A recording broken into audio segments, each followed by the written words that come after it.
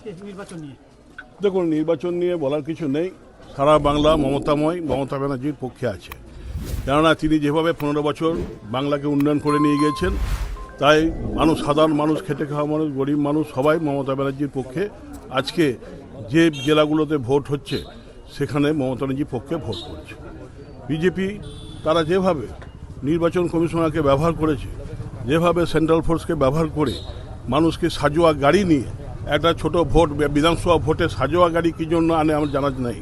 তাই এই নিয়ে মানুষকে ভয় দেখিয়ে ভীতি সঞ্চার করে ভোটে জেতার যে চেষ্টা করেছিল, আজকে সাধারণ মানুষ রাস্তায় নেমে সেটা বানচাল করেছে। মমতা ব্যানার্জির পক্ষে ভোট দিচ্ছে এবং সারা দিন ধরে ভোট দেবে এবং তাদের এই যে প্রচেষ্টা অচিরেই ব্যর্থ হবে।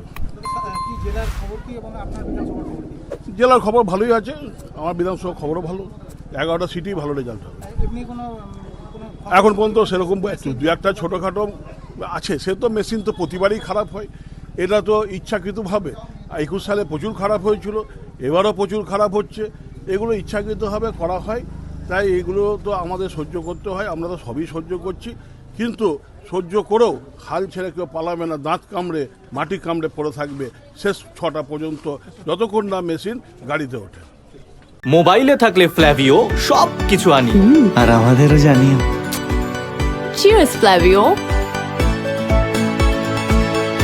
Flavio, your online delivery partner.